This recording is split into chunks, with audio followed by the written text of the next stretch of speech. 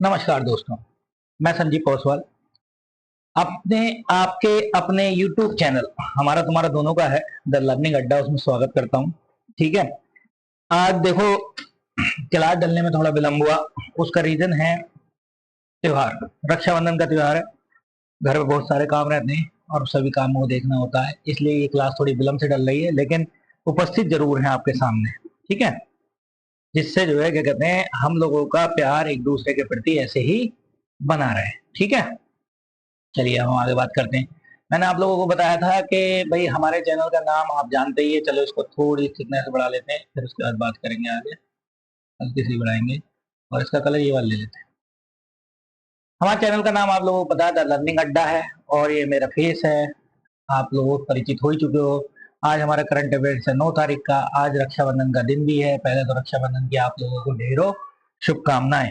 ठीक है, और आज हम कोई 10 क्वेश्चन अपने लेकर आए हैं, जिससे जो है क्या कहते हैं, हम आगे यूपीएससी तक फॉलो कर सकते हैं। देखो, दिखावा करने की आदत मेरी है नहीं।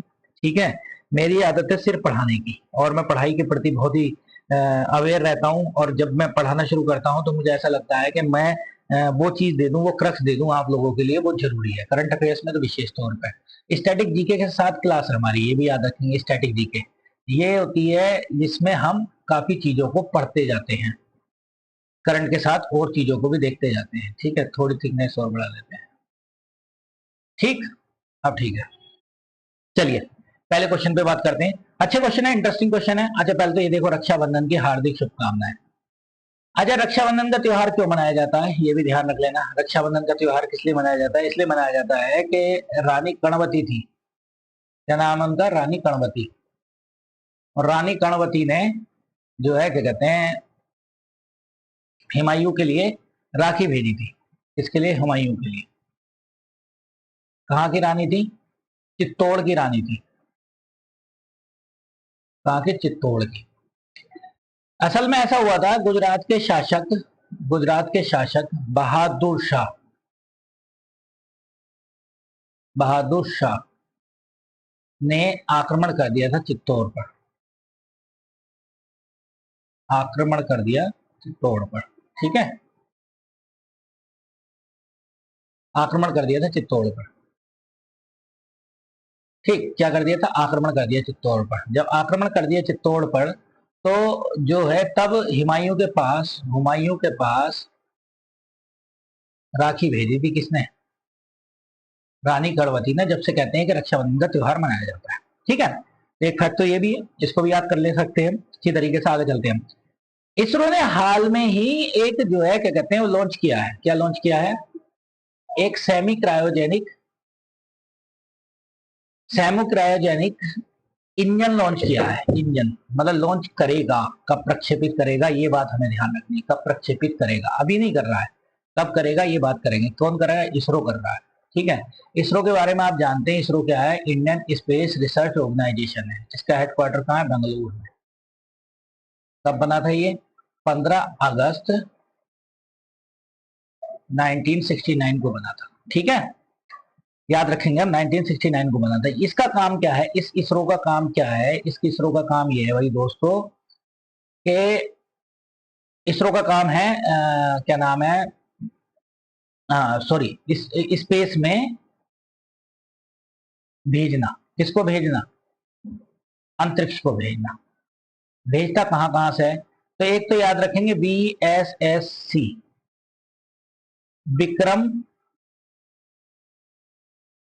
साराभाई, इसी कंट्री में काम करता है। स्पेस सेंटर कहां पर है? त्रिवेंद्रम में। त्रिवेंद्रम कहाँ है? केरल में।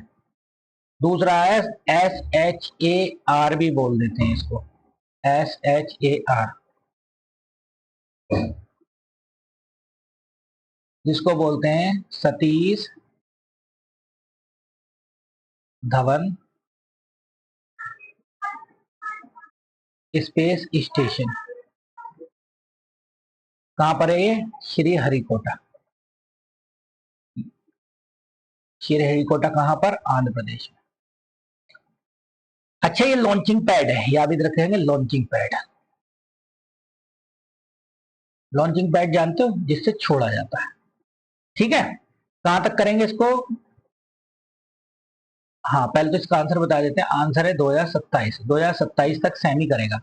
असल में क्या है, भारत अब तक PSLV और GSLV और एक और है, वो सारे आज रॉकेट के बारे में बात करेंगे। इनमें क्रायोजेनिक इंजन का इस्तेमाल करता है। पहले हमारे पास क्रायोजेनिक इंजन खुद के नहीं थे, हम किससे निर्यात करते थे? रूस से निर्यात करते थे। अब हमने अपने बना लिए, लेकिन अब उससे भी आगे बढ़ गया, हम सेमी क्रायोजेनिक इंजन पर चले गए। सेमी क्रायोजेनिक इंजन पर इसरो काम करेगा। किसके साथ करेगा? LBM-3। LBM-3 इसका ही नाम है, GSLV का नाम LBM-3 है। Launch vehicle mark 3। Launch vehicle mark 3। आ रही बात समझ में? चलते हैं हम आगे। ISRO LMB semi cryogenic engine चरण के साथ प्रक्षेपित करेगा। चर्चाओं में क्यों है? भारतीय स्पेस रिसर्च ऑर्गेनाइजेशन इसरो ने सेमी क्रायोजेनिक प्रोपल्शन इंजन चरण से सुसज्जित LBM GSLV का नाम है, प्रक्षेपण यान की उद्घाटन उड़ान के लिए 2027 की पहली तिमाही का लक्ष्य रखा है। कैसी तिमाही का लक्ष्य रखा है? पहली तिमाही का, मतलब 2027 के फर्स्ट क्वार्टर में इसको छोड़ेगा। फर्स्ट क्वार्टर छोड़े, सेकंड क्वार्टर छोड़े, उससे कोई मतलब नहीं, हम याद रखेंगे 2027 में छोड़ेगा। क्या जरूरत पड़ गई हमें क्रायोजेनिक इंजन और सेमी क्रायोजेनिक इंजन को बनाने की? क्योंकि क्रायोजेनिक खराब हो गया था क्या? पहले तो था ही नहीं हमारे पास। याद रखना, क्रायोजेनिक इंजन हम कहां से मंगाते थे? क्रायोजेनिक इंजन हम कहां से मंगाते थे? जेनिक इंजन हम रूस से मंगाते थे दोस्तों। ठीक है, कहां से मंगाते थे? रूस से। और रूस से जब मंगाते थे, उसके बाद हमने स्वदेशी बनाया और हम स्वदेशी का इस्तेमाल कर रहे हैं। एक इसके अंदर ही ईंधन लगता है, इसके मतलब कुल मिलाकर यही थ्रस्ट प्रदान करता है, यही स्टार्ट करता है, यही ऊपर लेके जाता है, इंजन ही। अब सेमी क्यों बनाया? इसका मतलब बैक तो जाएंगे नहीं, कुछ ना कुछ लेटेस्ट होगा। क्या लेटेस्ट होगा? थोड़ी सी जिज्ञासा बढ़ती है, जागरूकता बढ़ती है, हमें ऐसा लगता है हम कुछ नया ज्ञान प्राप्त कर रहे हैं। तो ये देखो, क्रायोजेनिक और सेमी क्रायोजेनिक इंजन में क्या अंतर है, अंतर देख लेते हैं। देखो, पहले क्रायोजेनिक इंजन या क्रायोजेनिक चरण के प्रदोणक क्या होते हैं? जो इंग्लिश में है ये स्टेज। स्टेज क्या होती है? मतलब जिसमें क्या कहते हैं, फ्यूल चलता है। तरल ऑक्सीजन फ्यूल कौन सी जाती है? लिक्विड ऑक्सीजन और तरल हाइड्रोजन LH2 का उपयोग किया जाता है, जिन्हें 183 और -253 पर द्रवित किया जाता है। मतलब -डिग्री पर इनको लिक्विड बनाया जाता है। ऑक्सीजन ऐसा नहीं है कि ऑक्सीजन गैस को आप लिक्विड में कैसे कन्वर्ट कर देंगे, जब आप -183 टेम्परेचर तक उसको लेके जाएंगे। हाइड्रोजन को काय में लिक्विड में कर देंगे, जो -253 पर लेके जाएंगे, इतने सेल्सियस पे लेके जाएंगे, तब इसको होगा। GSLV का प्रयोग भारी वाहन प्रक्षेपण यानों के ऊपरी चरण में किया जाता है। कहां भेजे जाते हैं? मैंने आप लोगों को पहले बता चुका हूं, GSLV से हमेशा GTO में भेजे जाते हैं। और GTO की ऊंचाई है 36,000 किलोमीटर। 35,000 कुछ है, लेकिन हम 36 मान के चलेंगे। ठीक, उच्च दक्षता वाले थ्रस्ट प्राप्त होता है। इससे क्या होता है? थ्रस्ट प्राप्त होता है। थ्रस्ट क्या होता है? देखो भाई, ये रॉकेट है, ऐसा समझो, ये रॉकेट है, ये पेलोड है। क्या पेलोड? ये टोपी जो है पेलोड है, इसमें सामान रख के भेजा जाता है। यहां से आग लगी, इसमें लगी आग। लगी आग होने के बाद यहाँ पर एक बूस्टर दिए जाते हैं। उन बूस्टर से थ्रस्ट मिलता है। थ्रस्ट का मतलब है तेजी से ऊंचा जाना, ऊंचाई जाना। आज जितना ताकतवर इंजन होगा उतनी तेज जाएगा। तो इससे पहले हम क्रायोजेनिक इंजन जो है थ्रस्ट प्रदान करता था, -183। इस चीज को जरूर याद रख लेना भाई दोस्तों, इसकी चर्चा अभी हम करेंगे। ये मत ऐसे मत याद करना के माइनस पे है, लेकिन कल को अगर आप मेंस लिखते हो और आपको क्रायोजेनिक और सेमी क्रायोजेनिक इंजन में अंतर लिखना होगा, तब तो लिखना है, लेकिन वनडे एग्जाम में ये नहीं आएगा। भारत ने 2003 में प्रथम इंजन परीक्षण, 2014 में प्रथम सफल उड़ान GSLV D5 या GSAT-14, इसको GSAT भी कह देते हैं, GSAT। ठीक, GSAT-14 के साथ स्वयं की क्रायोजेनिक प्रौद्योगिकी विकसित की थी। देखो, मैंने आप लोगों को बताया था, भारत ने 2003 में स्वदेशी बनाया है। इससे पहले हम किस पे निर्भर थे? रशिया पे निर्भर थे। बात समझ रहे हो? फिर 2014 में सफल हमने इसका टेस्टिंग किया। तो बहुत ज्यादा दिन तो नहीं हुए ना, अभी 2025 ही चल रही है ना, 10-11 साल हुए। 11 साल पहले हमने अपना क्रायोजेनिक बनाया, लेकिन हमने उससे बढ़ के एक काम कर दिया। अब हम चले गए अर्ध क्रायोजेनिक। या semi cryogenic engine. Engine stage क्या कहें इसकी, इसको तरल ऑक्सीजन LOX और परिष्कृत हाइड्रोकार्बन जैसे कैरोथीन, रिफाइन हाइड्रोकार्बन, एक तो हो गया हाइड्रोजन, एक हो गया हाइड्रोकार्बन। हाइड्रोकार्बन क्या होते हैं, जैसे कि मान लीजिए डीजल की गाड़ी है, तो डीजल की गाड़ी जो है धुआं ज्यादा छोड़ती है, हाइड्रोकार्बन ज्यादा निकालती है, याद रखेंगे। पेट्रोल की कम निकालेगी, CNG की और कम निकालेगी, ऐसे समझो आप। तो जो हाइड्रोकार्बन है उसको हम रिफाइन कर लेते हैं, रिफाइन जब कर लेंगे तब वो कैरोसिन में कन्वर्ट हो जाएगा। तो क्वेश्चन आ सकता है कैरोसिन क्या है। कैरोसिन देखो एक साइंस का क्वेश्चन यहाँ से बन गया, कैरोसिन क्या है, परिष्कृत हाइड्रोकार्बन है, मतलब रिफाइंड हाइड्रोकार्बन है, ठीक है। इससे भविष्य में और भारी भरकम, मतलब ये तो है ही भारी भरकम ले जाने वाला GSLV, ये वाला हमारा क्या कहते हैं GSLV, लेकिन इससे ज्यादा और के लिए डिजाइन किया गया है भारी भरकम ले जाने के लिए, और क्रायोजेनिक प्रणालियों की तुलना में उच्च घनत्व वाला आवेग प्रदान करता है और समग्र प्रणोदन जानते ही हो, जो स्टेज होती है इनमें वृद्धि करता है। और ये अगली पीढ़ी का है, अगली पीढ़ी का, और अगली पीढ़ी के प्रक्षेपण यान को कहा गया है new generation NGLV, new generation launch vehicle. आता गई समझ में। देखो आप लोगों को एक छोटी सी बात बताता हूँ, किसी एक जमाने में जब हमने अपना पहला आर्यभट्ट नाम का सैटेलाइट छोड़ा था, तो लोगों ने हमारी बड़ी मजाक बनाई थी, क्योंकि हम उन्हें जो है बैलगाड़ी पर रखकर लेकर गए थे। ये कहा था कि अब सैटेलाइट भी बैलगाड़ी से छोड़े जाएंगे बड़े देशों में। और आज वही देश हमें क्या कर रहे हैं, हमारे हमसे अपने रॉकेट छुड़वाते हैं, कि छुड़वाते हैं कि बोले भाई देखो ऐसा है, तुम ये रॉकेट छोड़ोगे तो हम हमारे पैसे कम लगेंगे, आप छोड़ दो, और आप बड़ी सफलता से छोड़ देते हो। बस इसका जो है क्या कहते हैं मॉनिटरिंग करने का काम हमारे कम्युनिकेशन से जोड़ देना, छोड़ना आपको है। तो मतलब ये लगा लीजिए भारत इस समय में कमाऊ घोड़ा है, किसका, इसरो, कमाऊ घोड़ा इसरो, ठीक है, याद समझे नहीं। और अच्छा चलो एक क्वेश्चन लेते हैं, PSLV का नाम क्या रखा गया है और GSLV का नाम क्या रखा गया है। इसको बाहुबली कहते हैं, GSLV को बाहुबली रॉकेट है। ये दोनों का, दोनों आप मुझे कमेंट सेक्शन में बताना किसको घोड़ा कहा गया है। अच्छा किसे कहा गया है इसरो का कमाऊ घोड़ा, क्यों है, क्योंकि ये लोग कमा के दे रहे हैं, ठीक है।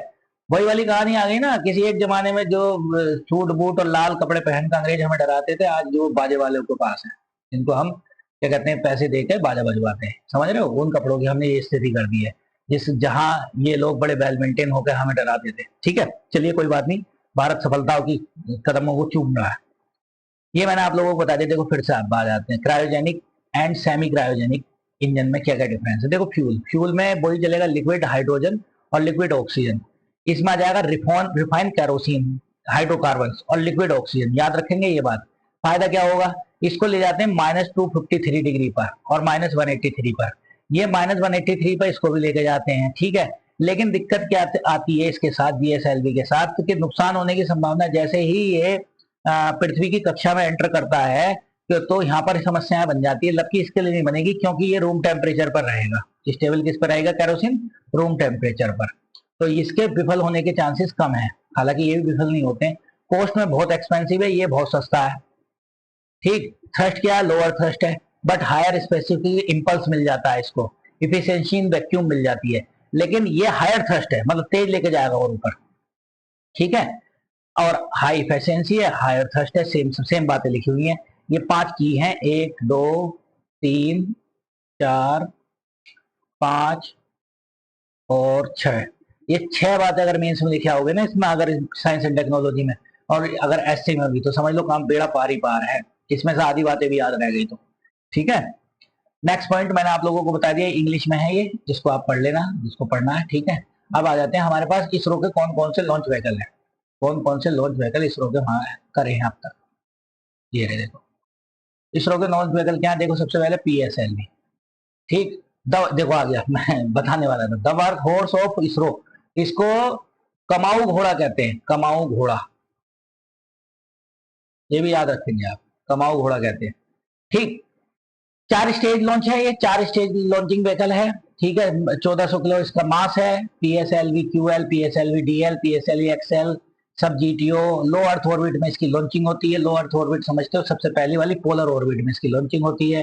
फर्स्ट सक्सेसफुल 1994 में की थी, हालांकि 1991 में भी हमने की थी, लेकिन हम फेल हो गए थे, विफल हो गए थे। तो फर्स्ट लॉन्चिंग 1994 में की थी। चंद्रयान हमने 2008 में इससे ही भेजा था, और मास ऑर्बिट स्पेसक्राफ्ट भी इस पे भेजा था, मंगलयान। मंगलयान चंद्रयान दोनों पीएसएलवी की देन है, लेकिन चंद्रयान 2 हमने जीएसएलवी से भेजा था क्योंकि वहां पर हमें भेजना था। लॉन्च व्हीकल मार्क 3 वही है जीएसएलवी, इसका नाम जीएसएलवी था। देखो ये रहा, ये 3 स्टेज है। तो सबसे पहले सॉलिड चलता है, उसके बाद क्या चलता है, लिक्विड चलता है, फिर क्रायोजेनिक स्टेज आती है। 3 स्टेज है इसमें, याद रखेंगे 3 stage.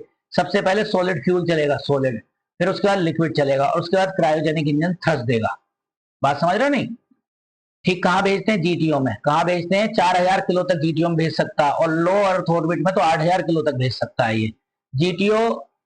LEO, LEO medium earth orbit, MEO, और मिशन मून। मिशन मून देखो इससे भेजा था, और इस सन, सन का भी इससे भेजा गया था। ये याद रखेंगे, ये बात आ रही समझ में? ये 36,000 किलोमीटर तक भेज देगा, 36,000 किलोमीटर तक 4000 किलो भेज देता है। इसके अलावा हमारे पास geo synchronise satellite launch vehicle GSLV है, वही वाली बात है, सेम टू सेम है, लेकिन इससे थोड़ी सी इसका ही परिष्कृत रूप ये है, लॉन्च व्हीकल मार्क 3, मतलब इसका ही रिफाइंड रूप है, ऐसा समझ लीजिए। ठीक। इसमें 36,000 किलोमीटर पर देखो ये लिखी हुई है, और इसे हमने चंद्रयान 2 भेजा था, और अपकमिंग गगनयान भी इससे भेजेंगे। गगनयान क्या है? भारत का मिशन है। बहुत मिशन ये होना था अभी तक कंप्लीट, 2025 तक ही होना था, 27 तक भी होना था, लेकिन इसमें क्या है, मानव भेजना है स्पेस में। आज तक भारत ने स्पेस में मानव गया है, भारत का। कौन गया है? पहले तो कौन गए थे, याद बताओ? राकेश शर्मा। और दूसरे अभी गए, कौन से गए बता देना आप मुझे अभी अभी कमेंट सेक्शन में, कौन गए हैं। ठीक है, बड़ा हल्ला रहा है, चलो मैं नहीं बता रहा, आप ही बता रहा। तो याद रखना है, जीएसएलवी को क्या कहते हैं? जीएसएलवी को कहते हैं बाहुबली। क्या कहते हैं? बाहुबली। ये बाहुबली मूवी से प्रेरित है, इसको कहते हैं बाहुबली। और ये कौन है? कमाऊ घोड़ा है। क्या है? कमाऊ घोड़ा। अच्छा, एक small satellite launch vehicle SSLV बना रखा है हमने, ठीक है। और ये लॉन्च लिमिट है इसकी, ये 500 किलोमीटर तक का लो अर्थ ऑर्बिट में भेजने के लिए बनाया गया है। और देखो सतीश धवन स्पेस सेंटर से भेजी गई है। कहां पर? श्री हरिकोटा। हरिकोटा कहां पर है? आंध्र प्रदेश में। कुछ बात समझ में आ रही है? तो कुल मिलाकर कितने हो गए? 1 2, अब ये जो चल रहे हैं, इसका ही रिफाइंड रूप है ये। 3 और 4, 4 हमारे पास सैटेलाइट सिस्टम है जो हम जिनसे भेजते हैं। ठीक है, इसको याद कर लो, बहुत अच्छा है। कल को क्वेश्चन आता है तो आपके लिखने लायक हो रहोगे, पढ़ने लायक तो लिखने लायक भी रहोगे। अब आने वाले टाइम में हम क्या करेंगे, इसरो ने पहला भेजा था, ये पहला ये भी याद रखो, इसरो ने पहला बनाया था सैटेलाइट लॉन्च व्हीकल एसएलवी। ठीक। अच्छा, इसके बाद हम ये याद करेंगे कि इसके बाद कौन सा सेमी क्रायोजेनिक इंजन लगाया जाएगा, और सेमी क्रायोजेनिक इंजन से और बड़े फायदे हमें पहुंचेंगे। ठीक है, नेक्स्ट पॉइंट। हाल में ही बौद्ध स्थान यूनेस्को ने विश्व धरोहर सूची में शामिल किया है। तो देखो वो सारनाथ किया है, ये भी बुद्ध से संबंधित है, ये भी बुद्ध से संबंधित है, ये भी बुद्ध से संबंधित है, लेकिन पूरी तरीके से नहीं, अवंती नहीं। जैसे कि अगर हम बोध गया में बुद्ध का क्या हुआ, वो सॉरी ज्ञान प्राप्ति हुई। क्या हुई? ज्ञान प्राप्ति। ज्ञान प्राप्ति किस पे हुई थी? कौन सा पेड़ था भाई? पीपल का। कौन सा दिन था? वैशाख मास का पूर्णिमा, इसलिए बुद्ध पूर्णिमा मनाते हैं भाई। ठीक। दूसरी बात लिखेंगे, पीपल का पेड़ था। और नदी कौन सी थी? निरंजना। ठीक। इस और निरंजना, और ये क्या कहलाए इसके बाद? ज्ञान प्राप्ति का प्रज्ञावान। इनके साथ क्या और लोग भी ज्ञान प्राप्ति के लिए बैठे थे? बिल्कुल बैठे थे, 5 ब्राह्मण बैठे थे। क्या बैठे थे? 5 ब्राह्मण भी ज्ञान लेने बैठे थे। लेकिन ज्ञान किसको प्राप्त हो गया? बुद्ध को प्राप्त हुआ। दूसरा ये है, ये सारनाथ। सारनाथ के बारे में अगर हम बात करने हैं तो सारनाथ का बनारस में है, और यहाँ पर प्रथम उपदेश दिया।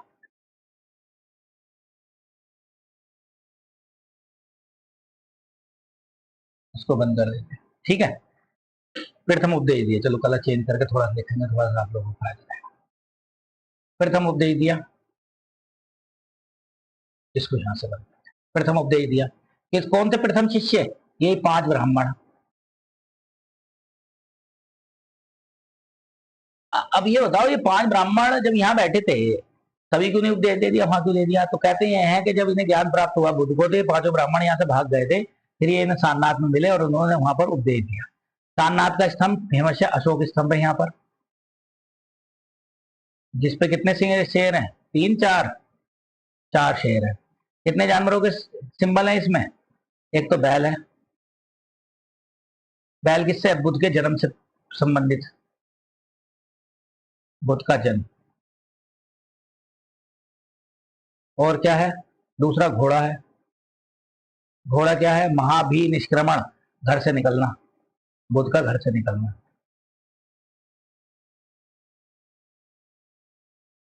एक हाथी है। हाथी जब का है? जब बुद्ध गर्भ में आए। और फिर है शेर, लॉयन। शेर कब का है? जब ज्ञान प्राप्ति हुई। हाँ, नहीं, प्रथम उपदेश दिया तब का है प्रथम उपदेश। ये बुद्ध से संबंधित 4 जानवर है, ये भी याद रखेंगे। दूसरी चीज हम बात करेंगे सारनाथ के बारे में। यहाँ बात कर रहे थे हम, अशोक स्तंभ मिला है यहाँ पर, ये 5 ब्राह्मणों को दिया गया है। और जो है यहाँ इसको कहा गया धर्म चक्र प्रवर्तन। ठीक, थोड़ी कम जगह थी इसलिए कम लिख पाए। ठीक, श्रावस्ती क्या है? श्रावस्ती में सब सर्वाधिक उपदेश दिए, उपदेश। और विशाखा, श्रेष्ठी पुत्री विशाखा, वो भी यहीं का था। अनाथ पंडक, जिसने जैतवन बिहार दिया था, वो भी यहाँ का था, श्रावस्ती का व्यापारी था। अवंती, अवंती के बारे में बात करें तो अवंती का राजा था चंड प्रद्योत, जो जैन धर्म को मानता था, हालांकि बुद्ध के समकालीन था लेकिन जैन धर्म को मानता था। ठीक है, बुद्ध के समकालीन कई राजा थे। कौशल का राजा प्रसेनजीत, अवंती का राजा चंड प्रद्योत और बिंबिसार, ये सब जो है इसके समकालीन थे। किसके समकालीन थे? बुद्ध के समकालीन थे, भगवान बुद्ध के समकालीन थे। चर्चाओं में क्यों? भारत ने 2025-26 में नामांकन चक्र के तहत यूनेस्को की विश्व धरोहर सूची में प्राचीन स्थल सारनाथ को आधिकारिक रूप से नामांकित किया है। हालांकि ये 1998 से अस्थायी सूची में था, तो सारनाथ आ गया। ठीक है, इससे पहले कौन आए थे? अभी याद करो, मैंने परसों की क्लास में पढ़ा है, कौन आए थे? मराठा किले, चाहे मराठे किले आए। ठीक है, अब यहाँ बात है सारनाथ से, देखो यही है, उत्तर प्रदेश के बनारस से संबंधित सारनाथ एक प्रमुख तीर्थ स्थल है, जहां गौतम बुद्ध के ज्ञान प्राप्ति के बाद पहला उपदेश धर्म चक्र प्रवर्तन दिया था, जो मैंने अभी आप लोगों को बताया था। कौन थे? 5 ब्राह्मण थे। ऐतिहासिक मजे, इसे ऋषि पत्तनम कहते हैं, देखो याद रखना। मृग दाव कहते हैं, मृग दय के नामों से जाना जाता है। क्यों जाना जाता है? क्योंकि इसका आधुनिक नाम सारंगनाथ, हिरणों के भगवान कौन थे? सारंगनाथ से लिया गया, और जब से इसका नाम क्या पड़ा? सारनाथ। ठीक, सारनाथ, लुम्बिनी, बोधगया, कुशीनगर, ये 4 प्रमुख तीर्थ स्थल हैं जो बुद्ध के जन्म कहाँ हुआ? लुम्बिनी में। इनको दोनों को मिला दो। बोध गया में क्या प्राप्ति हुई है? ज्ञान प्राप्ति हुई है, इन दोनों को मिला दो। कुशीनगर की जगह सारनाथ में प्रथम उपदेश दिया है, ऐसे करके मिला दो। ये रहा, ऐसे मिल गया ये। और कुशीनगर में बुद्ध की मृत्यु हुई है। कुशीनगर में चंद लोहार के यहाँ, किसके लिए? चंद लोहार के यहाँ मृत्यु हुई थी इनकी। और अंतिम शिष्या सुबुद्ध थी, जो चंद लोहार की पत्नी थी, अंतिम शिष्या।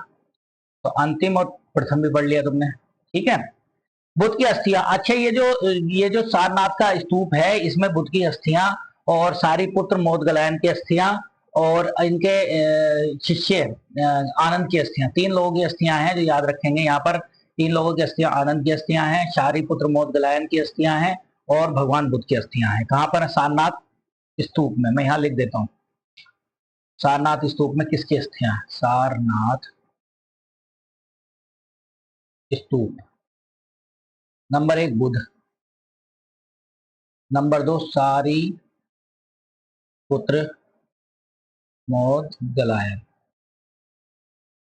और तीसरा क्या है? बुद्ध, सारीपुत्र मोदगलायन, और तीसरी अस्थि है, क्या नाम है उनका? हाँ, अभी तो बता रहा था, आनंद जो है इनके प्रदेश शिष्य थे। ठीक, आनंद ने क्या लिखा? सुख पिटक लिखा है। ठीक है, विनय पिटक किसने लिखा? उपाली ने। अभिधम पिटक किसने लिखा? मोगलीपुत्र तिस ने लिखा। ये मैंने आप लोगों को बता ही दिया। अच्छा, देखते हैं क्या क्या हुआ इसके साथ। वास्तुकला में सारनाथ मौर्य काल से लेकर कुषाण काल, गुप्त काल, गढ़वाल काल तक है। इसका मतलब इसमें कुषाण काल में भी काम हुए हैं, गुप्त काल में भी काम हुए हैं, गढ़वाल काम तक। स्थापत्य के विकास को दर्शाता है। दो स्तूप हैं, एक ग्रुप वन में चौखंडी स्तूप है, एक ऊंचा सा ईंट का स्तूप है, अष्टकोणीय मुगल टावर है। इसमें देखो याद रखेंगे अष्टकोणीय मुगल टावर। आप कहोगे मुगल टावर कहां से आ गया, जब मुगल आए थे तब इन्होंने बनाया था। और राजा टोडरमल है, टोडरमल, टोडरमल याद रखेंगे, राजा टोडरमल दक्कन में, दक्षिण भारत में राजज व्यवस्था का जनक है। अकबर के समय में इसने रेवेन्यू सिस्टम लगाया था। ठीक, टोडरमल के पुत्र गोवर्धन द्वारा निर्मित कराया गया। चौसा का युद्ध, चौसा युग के युद्ध के बाद हुमायूं की यात्रा का स्मृति बनाया गया। चौसा का युद्ध किस किस के बीच हुआ था? वही 1539 में, हुमायूं वर्सेस शेरशाह सूरी। कौन जीते थे? शेरशाह सूरी जीते थे, हुमायूं हार गया था। एक धमेक स्तूप भी है जिसका निर्माण 500 में हुआ और ये बुद्ध के प्रथम उपदेश का सटीक स्थान है। ये क्वेश्चन आ चुका है उत्तर प्रदेश लोक सेवा आयोग में, याद रखेंगे। धमेक स्तूप बुद्ध के प्रथम उपदेश का सटीक स्थान ये पूछा गया था। धर्मराजी का स्तूप ये मूलतः मौर्य सम्राट अशोक द्वारा 3री शताब्दी के ईसा पूर्व में बुद्ध के अवशेषों को रखने के लिए बनाया था। वही बुद्ध के अवशेष जो मिले हैं, हड्डियां, अस्थियां, बुद्ध की अस्थियों को रखने के लिए बनाया था। किसने बनवाया था? अशोक ने बनवाया था। इसको भी याद रखेंगे। अशोक स्तंभ के, इस अशोक स्तंभ पे मूलतः इसके सिंह शीर्ष पर सुसज्जित है, जो अब राष्ट्रीय प्रतीक है। अशोक स्तंभ कहां से लिया गया? सारनाथ स्तंभ को ही अशोक स्तंभ कहते हैं। यहाँ एक प्राचीन मठ और मंदिर है, मन्नत स्तूप है, जो 12वीं सदी तक, 12वीं शताब्दी तक फैले हुए हैं। पुनरुत्थान, सम्राट अशोक ने कलिंग युद्ध के बाद बौद्ध धर्म को बढ़ावा दिया और सारनाथ के स्तूपों और मठों का निर्माण कराया। ये समझ लीजिए, ये वाला तो आ चुका है क्वेश्चन, और ये वाला भी याद कर लो, ये वाला भी इंपॉर्टेंट है, ये अब आ जाएगा। धर्मराज, ये धमेक स्तूप का आ चुका है, तो यही क्वेश्चन आ गया था धमेक स्तूप कहाँ है। फिर ये आ गया था क्वेश्चन के बुद्ध के सटीक ज्ञान की, उपदेश की जानकारी कहां से मिलती है? धमेक स्तूप से मिलती है। ठीक है, ठीक, आगे चलते हैं। देखो ये है सारनाथ का स्तूप। ठीक, यूनेस्को के विश्व धरोहर स्थल क्या होते हैं? यूनेस्को विश्व धरोहर स्थल में असाधारण सांस्कृतिक प्राकृतिक महत्व के स्थानों को देता है, जिसमें समरस मानवता और उनके मूल्य के आधार पर विश्व धरोहर सम्मेलन 1972 के तहत आधिकारिक नामित किया गया था। देखो याद रखो, यूनेस्को को खुद नहीं पता चलती है। यूनेस्को क्या करता है? यूनेस्को ने अपने जो है हर देश में एक ऑफिस बना रखे हैं, और उस देश की जिम्मेदारी भी है कि अगर आपके यहाँ कोई ऐसा स्पेशल स्थल है, विशेष स्थल है, तो आप उसको जरूर भेजें, और फिर उसके बाद यूनेस्को उसको नामित कर लेता है, अगर उसके अंदर ये कंडीशन है तो, कि वो विश्व धरोहर सूची में शामिल हो सकता है। ठीक है, next point.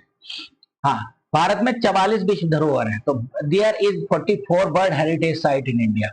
Out of these 36 is culture, 36 सांस्कृतिक है, 7 एंड आर नेचुरल, 7 प्राकृतिक हैं, और 1 मिक्स है। Kanchenjunga national park 1 of mix type, Kanchenjunga राष्ट्रीय उद्यान मिश्रित प्रकार का स्थल है। तो एक मिक्स है जो दोनों चीजों को दिखाता है, कल्चरल को भी दिखाता है और नेचुरल को भी दिखाता है। कंचनजंगा कहाँ? सिक्किम में। तो टोटल कितनी हो गई भाई? 44 हो गई। सूचीबद्ध होने वाले सबसे पहले अजंता गुफा है, एलोरा गुफा है, ये याद रखेंगे। अजंता गुफा, एलोरा गुफा, आगरा का किला और ताजमहल। देखो भाई, अजंता के बारे में एक लाइन लिख याद रख लो, बहुत इंपॉर्टेंट बता रहा हूँ, जो 1983 में भेजी गई थी। अजंता बौद्ध धर्म से संबंधित है। गुफा चित्र मिले, गुप्त काल के हैं, बताऊंगा मैं बाद में। एलोरा तीनों धर्म से संबंधित है, नंबर 1, नंबर 2 और नंबर 3। 3 धर्म कौन कौन से हो गए? बौद्ध, इसके चित्र मिले, जैन, इसके चित्र मिले, और तीसरे पे हिंदू। तो ये क्वेश्चन आ सकता है, दोनों एक जगह, ये महाराष्ट्र में है, लेकिन ये क्वेश्चन आ सकता है, तीनों संबंधित है। आगरा किसने, किला किसने बनवाया? अकबर ने, इसको आगरा का लाल किला कहते हैं। ताजमहल किसने बनाया? शाहजहां ने। ठीक है, ठीक। अच्छा, हाल में ही जो स्थल किए गए मराठा सैन्य परिदर्शन, इनको 2025 में, जिसमें कई सारे किले किए गए, सिंहगढ़ का किला भी है उसमें। ये मैंने आप लोगों को बताया, देखो कितनी हेरिटेज साइट है, सारा का सारा मैप में है। जैसे हम बात करें तो देखो, ग्रेट हिमालयन नेशनल पार्क है, कहाँ पर है? लद्दाख में। नंदा देवी पुलिस, चलो हम पहले उसके बारे में बात करें जो हमें सबसे पहले मिलेगा। कुतुब मीनार भी है, रेड फोर्ट भी है, हुमायूं टॉम्ब भी है, हेरा आगरा का फोर्ट, ताजमहल, ये सबसे पहले शामिल किए गए थे। अच्छा इधर आ जाएं, एलोरा की गुफाएं ये रही, देखो महाराष्ट्र में, अजंता की गुफा ये रही महाराष्ट्र में, ठीक है। बाकी सब लोग आप लोग इनको याद कर सकते हो, इनसे थोड़ा सा ये हो जाएगा। सन टेम्पल उड़ीसा में, देखो कोणार्क, इसे ब्लैक पैगोडा के नाम से जानते हैं, क्या जानते हैं, ब्लैक पैगोडा। चलो दोस्तों, ब्लैक पैगोडा तो सब जानते हैं। व्हाइट पैगोडा क्या है, व्हाइट पैगोडा किसे कहते हैं, व्हाइट पैगोडा कहते हैं पुरी का रथ मंदिर को, ठीक है। सेशन अच्छा लग रहा हो तो जरूर भेजना लोगों को भाई। देखो तुम लोग भेजोगे, मैं जल्द से जल्द लाइव क्लास शुरू कर दूंगा, जितनी जल्दी तुम लोगों को भेजोगे। ये पुडुचेरी है, पुडुचेरी में भी एक है, चोलास टेम्पल भी है, महाबलीपुरम का रथ मंदिर भी है, ये नरसिंह वर्मन सेकंड द्वारा बनाए गए हैं। ये आ गया यूनेस्को। यूनेस्को की फुल फॉर्म है United National Educational Scientific Cultural Organization. Headquarter इसका पेरिस में। पेरिस कौन सी नदी के किनारे, सीन नदी के किनारे है। और ये 16 नवंबर 1945 को बना है। और specialisation agency for UNO, UNO कब बना था, 1945 में, ठीक है। चलो आगे चलते हैं। अच्छा ये आ गया भाई, इंपॉर्टेंट क्वेश्चन है, विष्णु गार्ड पीपल कोटी जल विद्युत परियोजना। ये हाइड्रो इलेक्ट्रिक प्रोजेक्ट है। मैं हाइड्रो इलेक्ट्रिक प्रोजेक्ट के बारे में आपको बता चुका हूँ। एनएचपीसी द्वारा बनाई जाती है। एनएचपीसी की स्थापना 1975, कहां पर, 1975 के साथ साथ कहां पर, नई दिल्ली इसका हेडक्वार्टर।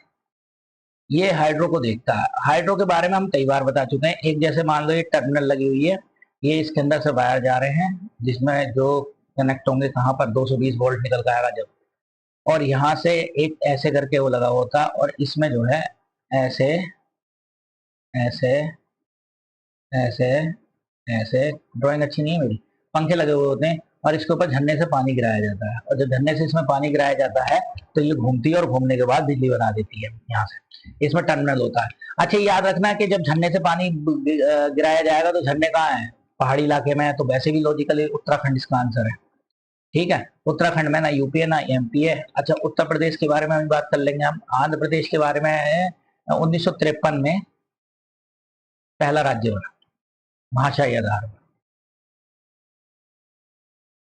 और कौन मरे थे यहाँ पर जिन्होंने अपनी कुर्बानी दी थी, पोट्टी श्री राम लल्लू, 63 दिन की भूख हड़ताल के बाद।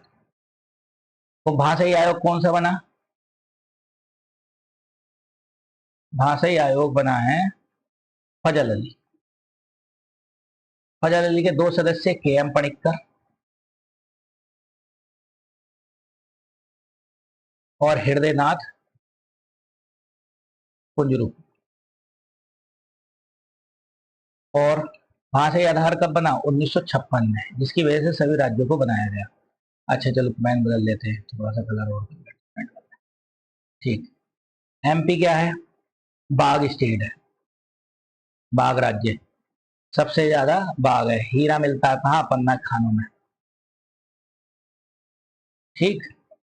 यूपी के बारे में भी बात कर लेंगे, उत्तराखंड के बारे में भी बात कर लेंगे। उत्तराखंड के बारे में बात करें तो 1 नवंबर सन 2000 को यूपी से टूटा, नहीं 9 नवंबर को, 1 नवंबर को तो छत्तीसगढ़ टूटा था, यूपी से अलग बात, ठीक है। हाल में ही उत्तराखंड के चमोली जिले के हैलंग में निर्माणाधीन विष्णु गार्ड पीपल कोटी जल विद्युत परियोजना बांध के स्थल पर अचानक हुए भूस्खलन, भूस्खलन इस समय होते हैं, 12 श्रमिक घायल हो गए। ये चर्चाओं में इसलिए आया, 4 की हालत बहुत गंभीर है। कितने, 4 की हालत गंभीर है। तो ये क्वेश्चन आ सकता है क्योंकि यहाँ पर घटना घटी है। ये किस में है, कौन सी नदी बनाई गई है, अलकनंदा पे बनाई गई है, ये याद करें। ये उत्तराखंड के राज्य के चमोली जिले के गंगोत्री नदी के प्रमुख सहायक नदी अलकनंदा पर बनाई गई है। कहाँ बनाई गई, अलकनंदा बनाई गई। कितने मेगावाट के, 444 मेगावाट की है।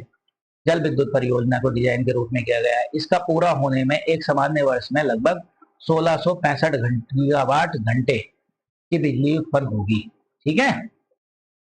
इस परियोजना में उत्तराखंड के चमोली जिले के हेलन गांव के पास 65 मीटर ऊंचा कंक्रीट डैम बनाया जा रहा था, गुरुत्वीय बांध बनाया जाएगा, जिसके अंदर अलकनंदा नदी का छोटा सा जलाशय बनाया जाएगा। तो ये डैम ही पे है जो है, भूस्खलन की वजह से 12 श्रमिक घायल हो गए, जिसमें 4 की हालत बहुत गंभीर है। अब देखो हम लोगों ने आप लोगों को 4 धाम की यात्रा करा रहे हैं, और जब 4 धाम की यात्रा करते हैं तो बड़ा मजा आता है।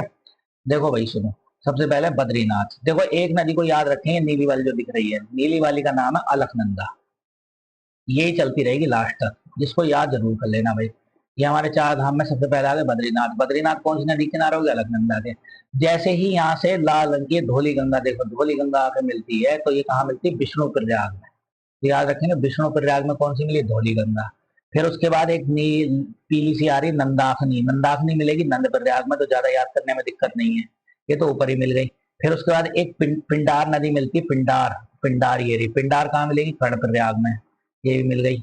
इसको भी ज्यादा दिमाग नहीं। फिर दूसरी चीज एक और आएगा, जिसका नाम है केदारनाथ। केदारनाथ से कौन सी नदी निकलती है? मंदाकिनी। कौन सी निकलती है? मंदाकिनी। ये आ गई इंपॉर्टेंट है, मंदाकिनी। मंदाकिनी कहाँ मिलेगी? रुद्रप्रयाग में। तो याद रखेंगे, रुद्रप्रयाग में ही रौद्र रूप था। तो ये क्वेश्चन केदारनाथ की जो घटना हुई थी मंदाकिनी नदी पे थी, ये उसी समय तो यूपी में क्वेश्चन पूछ लिया गया था जब केदारनाथ पर घटना हुई थी। कौन सी नदी में हुई है? तो लोगों ने गंगा लगा दिया था। फिर आता गंगोत्री। गंगोत्री से निकलती भगीरथी। लोग गंगा कह देते हैं गंगा गंगा निकलती है, गंगा नहीं निकलती है, भगीरथी निकलती है। और भगीरथी और अलकनंदा, देखो अलकनंदा चली आ रही है, नीले रंग की है। तो जब अलकनंदा और भगीरथी एक जगह मिलती है, वो जगह का नाम है देवप्रयाग, और देवप्रयाग के बाद गंगा कहलाती है। क्या कहलाती? गंगा। इसी के बगल में यमुनोत्री। यमुनोत्री से कौन सी निकलती है? यमुना, जो जाके प्रयागराज में किसमें मिल जाती है? गंगा में मिल जाती है, इलाहाबाद में। ठीक है, अब हम आगे देखें। देखो मैंने एक और लाया हूं, ये रहा मैप। देखो सुनो, अब मेरी बात पूरे सुनते रहना बड़े आराम से। ये वाली जो नदी है इसके बारे में बाद में बात करेंगे। एक इसका, ये दो ही नदियां निकलेंगी, दो नदियां अलकनंदा आई, ऐसे ऐसे ऐसे ये नदियां मिलती चली गई, और यहाँ से ये भगीरथी आ गई गंगोत्री से। यहाँ पर पहुंचे कहाँ? कौन सा था? देवप्रयाग। देवप्रयाग के बाद गंगा सीधे मैदानों में उतर जाती है ऋषिकेश से। ऋषिकेश से मैदानों में उतर हरिद्वार में आ जाती है, द्वार बन जाता है इसका, इसीलिए नाम हरिद्वार है। हरिद्वार के बाद ये बिजनौर जिले में प्रवेश करती है।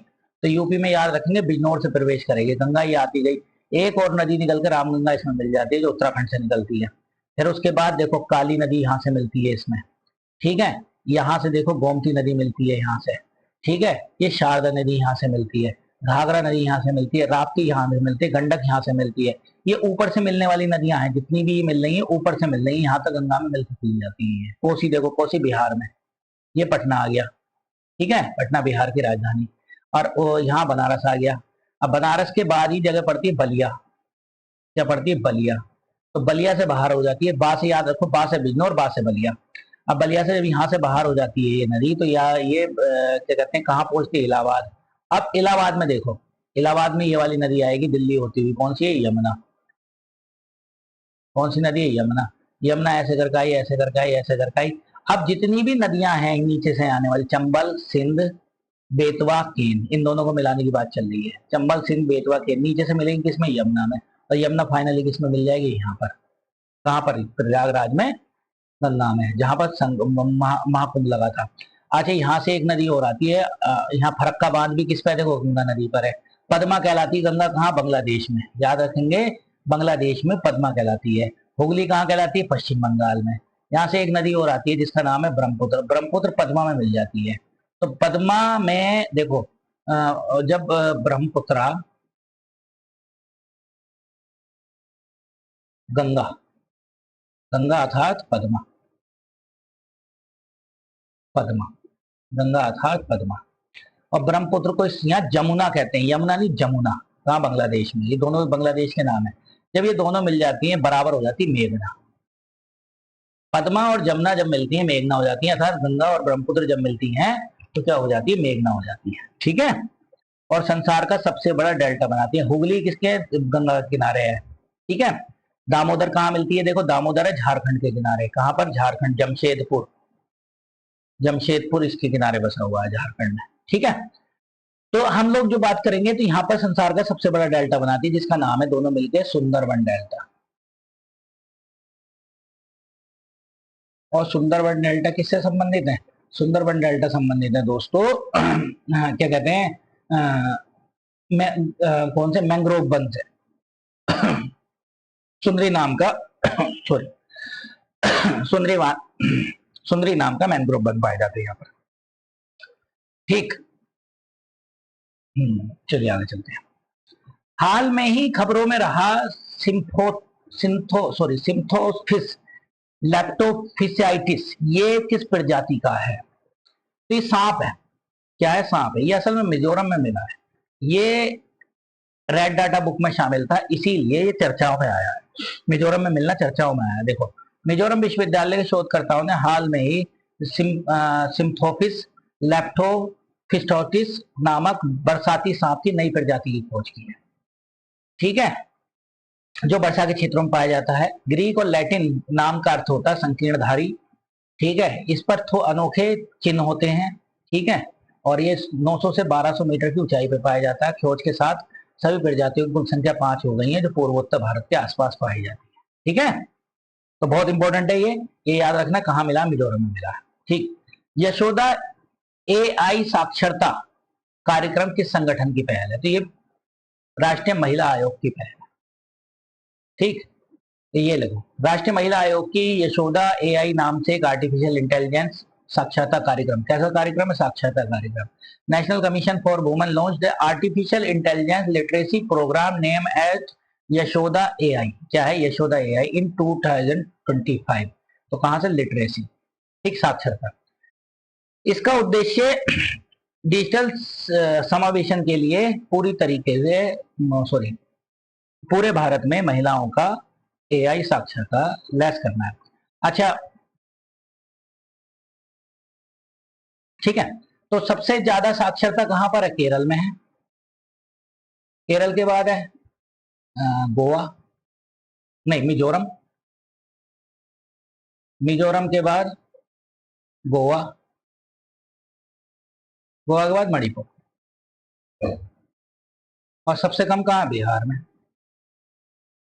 और यूटी में बात करें, यूटी में सबसे ज्यादा है लक्षद्वीप में पढ़े लिखे। ठीक, 91% के आसपास लोग साक्षर हैं।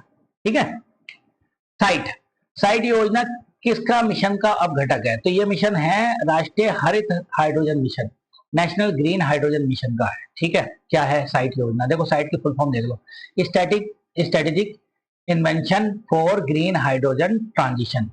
ये एक राष्ट्रीय ग्रीन योजना का मुख्य घटक है। असल में क्या है, ग्रीन योजना का मतलब ये है कि अगर हम हाइड्रोजन को शामिल कर लें इसमें, फ्यूल में, तो समझ लीजिए हमारे आधे दुख खत्म हो जाएंगे। तो क्योंकि ये वाटर निकालता है और वाटर से कोई भी नुकसान नहीं होता। हम धीरे धीरे हाइड्रोजन की तरफ बढ़ रहे हैं। ठीक है, जिसका उद्देश्य हमारा ग्रीन हाइड्रोजन जीवाश्म ईंधन की लागत प्रतिस्पर्धी बनाना है। मतलब जो भी जीवाश्म ईंधन है उनके अगेंस्ट लेकर आना है। अगेंस्ट का मतलब उनको खत्म करके हाइड्रोजन। हाल में एक अल्बिनो भारतीय फ्लैप शेल कछुआ देखा गया। ये कहाँ? ये गुजरात में देखा गया। कहाँ देखा गया? गुजरात में। अच्छा, ये उसके बारे में बात करेंगे अभी। बहुत ही पीले खोल का त्वचा वाला अल्बिनो भारत में देखा गया है, ये गुजरात में।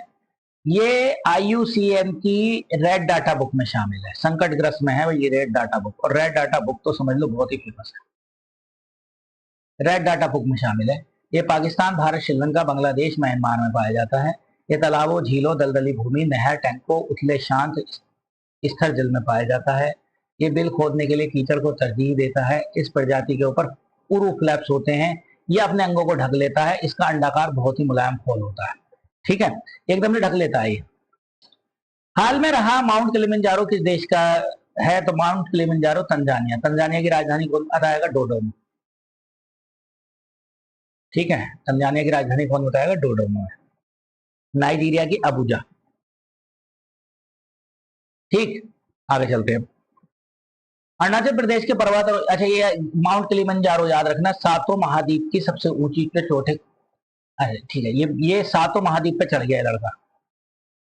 इस लड़के का नाम क्या है? अरुणाचल प्रदेश का कवक यानो। क्या नाम है? कवक यानो। लेकिन कीनिया सीमा के समीप तंजानिया में स्थित किलिमंजारो अफ्रीका की सबसे ऊंची चोटी है। क्या लिखा? अफ्रीका की सबसे ऊंची चोटी और दुनिया का सबसे ऊंचा स्वतंत्र पर्वत है। ये मत लिखो, अफ्रीका की सबसे ऊंची चोटी है, ये जरूर याद कर लेना। किलिमंजारो एक ज्वालामुखी पर्वत है जिसमें 3 शंकु हैं, किबो, मावेजी, शिरा। ये दोनों विलुप्त हो चुके हैं, ये बचा है किबो। ठीक है, कैसा? सुसुप्त है ये कभी भी फट सकता है, लेकिन फटा नहीं है बहुत दिन से। ठीक है, हमने ये बता दिया, ये बता दिया। अच्छा, ये चीजें हमें कुछ पता नहीं थी आप लोगों को, इसलिए आप लोग इस चीज पर ध्यान देना। कर्नाटक, ठीक है, एक लाइन खींच के यहाँ ले जाए इसे, कर्नाटक को। कर्नाटक में एक तो गोमतेश्वर की मूर्ति है, इस धर्म से संबंधित है, जैन धर्म, ठीक, जैन धर्म से संबंधित है। क्या है इसकी, किसने बनवाई है ये? कर्नाटक के गंगवंशी शासक,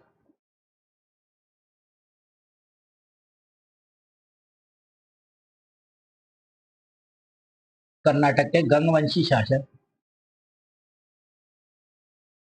वंशी शासक राजमहल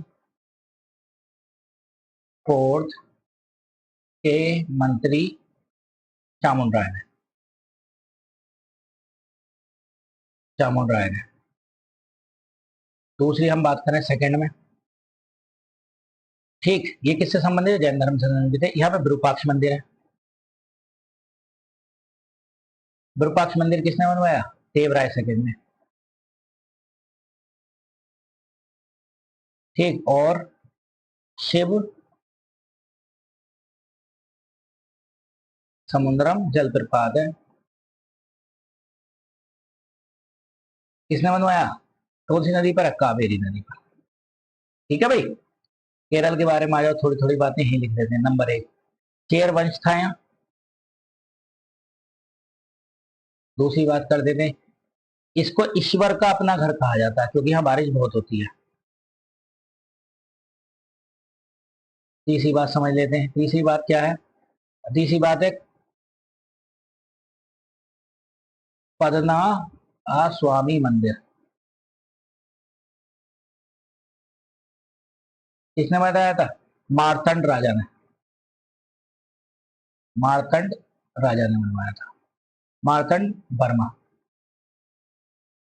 उत्तर प्रदेश के बारे में अगर बात करें तो जनसंख्या में क्या है?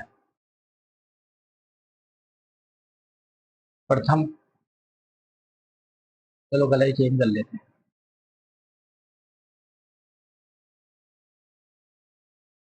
इससे लिखने में आसानी हो जाएगी। जनसंख्या में क्या है?